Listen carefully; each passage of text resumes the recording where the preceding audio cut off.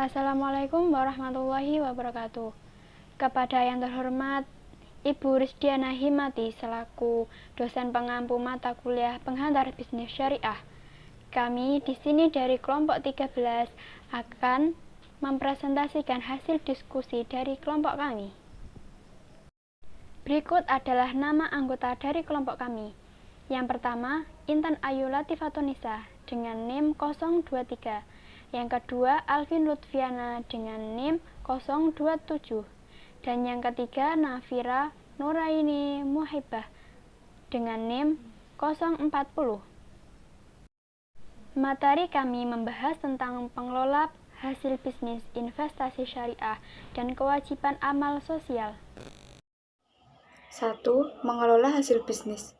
Secara umum, istilah bisnis diartikan sebagai suatu kegiatan yang dilakukan oleh manusia untuk memperoleh pendapatan atau penghasilan dalam rangka memenuhi kebutuhan dan keinginan hidupnya dengan cara mengelola sumber daya ekonomi secara efektif dan efisien.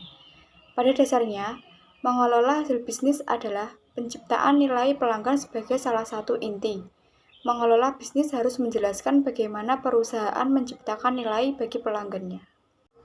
Dalam Islam, bisnis dapat dipahami sebagai serangkaian aktivitas bisnis dalam berbagai bentuknya yang tidak dibatasi jumlah atau kuantitas kepemilikan hartanya, termasuk profitnya, namun dibatasi dalam perolehan dan pendayagunaan hartanya, ada aturan halal dan haram. Selanjutnya, prinsip-prinsip dalam ekonomi Islam. Yang pertama, tauhid, yaitu mengantarkan manusia pada pengakuan terhadap atas keesaan Allah selaku Tuhan semesta alam. Yang kedua, keadilan atau kesejajaran merupakan konsep yang menunjukkan adanya keadilan sosial. Yang ketiga, kehendak bebas. Dan yang terakhir, tanggung jawab atau responsibility. Langkah-langkah mengelola suatu bisnis. Yang pertama, menetapkan suatu tujuan, yaitu sasaran yang diharapkan dan direncanakan untuk dicapai suatu bisnis. Yang kedua, merumuskan strategi, yaitu menciptakan program yang luas untuk menetapkan dan memenuhi suatu tujuan organisasi. Yang ketiga, rencana kontingensi. Dan yang keempat, manajemen kritis. Selanjutnya, bentuk bisnis syariah. Dilihat dari jenis kegiatannya, bisnis dibedakan menjadi 4. Yang pertama, bisnis eksekutif, yaitu bisnis yang bergerak dalam pertambangan bisnis.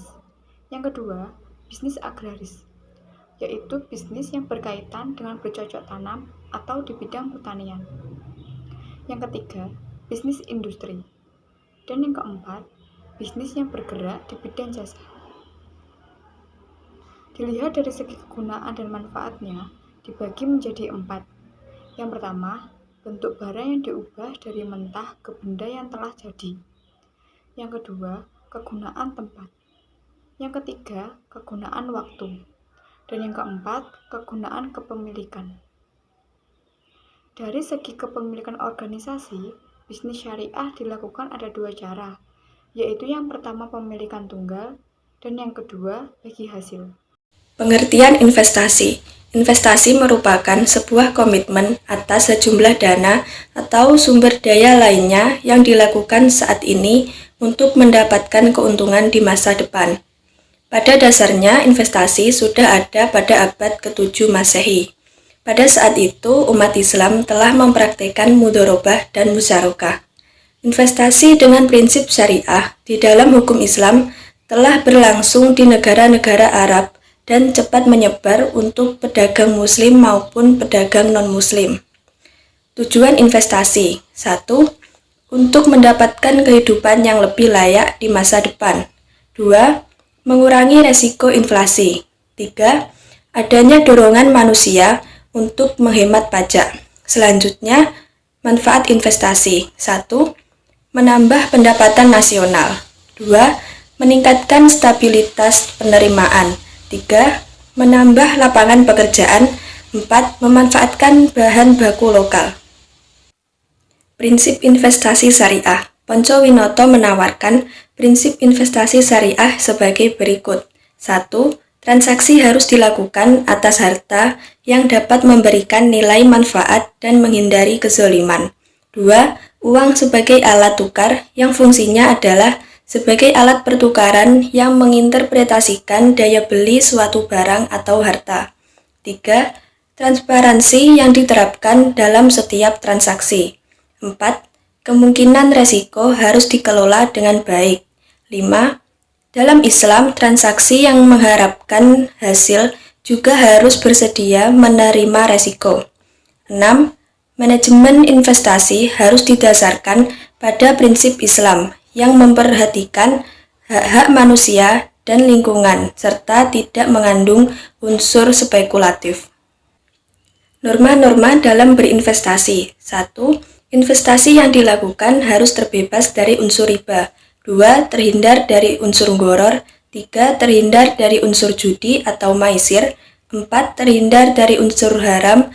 5. Terhindar dari unsur subhat. Dalam berinvestasi, seorang investor dianjurkan menjauhi aktivitas investasi yang bersifat subhat. Selanjutnya, produk-produk di dalam investasi syariah. 1. Bagi hasil produk keuangan. Di antaranya, yang pertama, musyarakah. Musyarakah ini adalah perusahaan patungan di mana semua mitra perusahaan berkontribusi dalam pengelolaan dana dan memiliki hak untuk berpartisipasi dalam menjalankan manajemen di dalam bisnis perusahaan tersebut. 2. Mudharabah. Mudharabah adalah pembagian bagi hasil yang sama besarnya. 3. Pinjaman amal qard hasan tanpa bunga dan margin bagi hasil serta pembayaran melalui angsuran. 4. Wakalah. Bank berwenang untuk melakukan bisnis atas nama kreditur atau peminjam. 5. Hawalah. Bank berwenang untuk melakukan sebagian dari kewajiban pelanggan dengan imbalan atas biaya jasa. Yang kedua, ada pembelian produk keuangan di muka. Di antaranya 1. Murabahah. Dapat dikategorikan ke dalam aset dan biaya plus pembiayaan. Kedua, istisna. Dapat dikategorikan ke dalam manufaktur berbasis aset dan ditugaskan. Ketiga, bai bitaman al-ajil adalah perjanjian pembelian kembali dalam konsep Islam yang digunakan dalam sewa beli atau pembelian asuransi. Yang keempat, ada muajjal, kontrak penjualan yang memungkinkan pembelian dengan pengiriman yang ditangguhkan. Yang kelima, ada ijarah, dapat dikategorikan ke dalam aset dan sewa guna. Yang keenam, tawarruk, dapat dikategorikan menjadi aset dan monetisasi komoditas. Yang ketiga, ada produk deposit, berupa 1. Setoran wadiah, termasuk rekening giro atau giro wadiah. 2. Produk deposito mudharabah, berdasarkan bagi hasil antara deposan dan bank, termasuk tabungan yang dapat ditarik kapan saja dan produk deposito. 3. Qard al-hasanah, termasuk produk simpanan yang tidak dibayar, biasanya untuk tujuan amal. 4. Produk asuransi, berupa takaful. Takaful adalah asuransi syariah. Asuransi yang berdasarkan gotong royong, tanggung jawab, perlindungan, dan bantuan antar kelompok peserta. Yang kelima, sukuk. Sukuk mirip dengan obligasi konvensional, dengan perbedaan bahwa ini adalah aset yang mewakili kepemilikan manfaat proporsional dalam aset dasar. Kewajiban amalan sosial, pengertian suatu perbuatan atau amal dalam bahasa agama dikenal dalam dua bentuk. Yang pertama yaitu amal saleh atau disebut dengan perbuatan baik, dan kedua amal salah yang disebut perbuatan buruk. Suatu perbuatan hanya dapat disebut sebagai amal. Perbuatan yang bernilai agama hanyalah perbuatan yang baik atau disebut al-amal as-sholeh. Perbuatan baik atau al-amal as-sholeh hanya dapat diterima di sisi Allah apabila dilakukan secara ikhlas, semata-mata mengharapkan keridhaan Allah SWT. Hal ini ditandai dengan niat yang tulus hanya untuk Allah SWT. Contoh-contoh amal sosial yang pertama yaitu ta'awun. Ta'awun adalah tolong-menolong. Konsep pertolongan dalam Islam mencakup beberapa ketentuan, yaitu pertolongan hendaknya diberikan tidak disertai hinaan, cacian, dan makian. diberikan dengan penuh keikhlasan dan tidak diumbar, diberikan dengan tidak mengandung ras, kekayaan, kedudukan, usia, dan jenis kelamin. Yang kedua yaitu sedekah. Orang yang suka bersedekah adalah orang yang benar pengakuan imannya. Secara definitif, pengertian sedekah sama dengan pengertian infak, termasuk juga hukum dan ketentuan-ketentuannya. Yang ketiga, amal ma'ruf nahi mungkar. Amal ma'ruf nahi mungkar adalah perintah Allah untuk mengajak kepada kebaikan dan mencegah kepada kemungkaran. 4. Menjaga aib saudara. Prinsip menjaga rahasia dalam Islam sangat ditekankan sekali. Bahkan seorang istri pun tetap menjaga kerahasiaan itu terhadap suaminya sekalipun. 5. Yaitu tawakal. Tawakal adalah kepasrahan diri kepada Allah Subhanahu wa Ta'ala dengan tetap menjalankan berbagai usaha. Rasulullah sang teladan kesalehan sosial. Teladan dari Rasulullah yang harus kita contoh diantaranya yang pertama yaitu salam.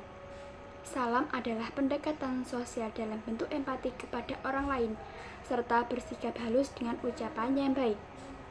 Kedua, ta'am. Ta'am secara bahasa artinya makan. Makan adalah pendekatan pribadi. Maksudnya memberi makan kepada orang yang kelaparan dan menyantuni mereka yang membutuhkan. Yang ketiga yaitu puasa. Puasa merupakan salah satu bentuk ibadah dalam Islam yang memberikan hikmah untuk menumbuhkan kepekaan sosial dan empati. Sekian dari kelompok kami, kurang lebihnya saya mohon maaf yang sebesar-besarnya. Wassalamualaikum warahmatullahi wabarakatuh.